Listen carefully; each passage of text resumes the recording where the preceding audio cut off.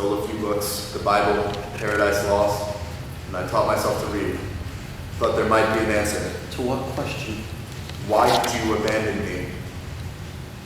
I wanted to save the world from death, but all I gave you was life, and I saw that I became interested in the horror genre for stage a while ago. I was really intrigued by how does it function in a theater form, but also how does it function on a social level? Why do we as humans have stories that scare us? I remember bringing this script to the rest of Theater for the New South and saying I wasn't expecting to be so affected by a script about a monster, about Frankenstein. all the long months I was making you, stitching an arm to a shoulder, a hand to a wrist, threading the nerves, how many thousand, stretching skin across bone. I would look at you and think you were very beautiful. Was I wrong? Or is it the pain I delivered you into that made you so very terrible? You were angry at me for waking you. Go back to sleep. Neil Bell does that in this script. He really brings into question what is the worth of life, what happens after death, and how does that in turn establish value for humanity and, individual life. I have nothing to give. I've emptied myself into you.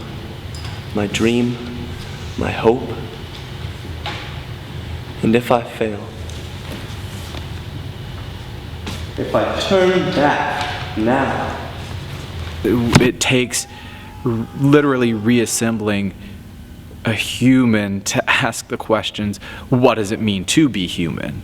And so I always call this, or I've been calling it, a psychological drama or a psychological horror piece, because it's not going to scare you. I mean, everyone knows the Frankenstein story, and we all know the monster is going to kill. We know the monster is going to be frightening in that element, so we don't have the surprise there. But you will be surprised by the questions that this non-human asks that I think we'll be scared at the fact that we, as an audience, will have to face those questions. Clerval, do the animals want you to play? I don't know. Did you ask them? Rufus! Annabelle, wait! I have a question for you!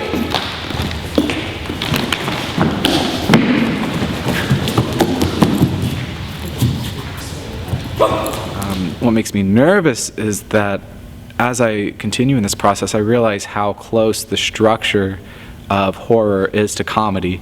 I was really surprised by that, but it functions in the exact same way. It's quick pacing, and it's about surprises, and it's about building up to the surprises. So I forgot how long you have to spend with comedy and how important precision is. So I'm having to really rethink a lot of things. So it's such a challenge to me, and it's such a challenge to the actors to stop and think. You read through the script, you blow through it, then what you would assume would take a few minutes takes an entire rehearsal. So that I'm excited to see how people respond.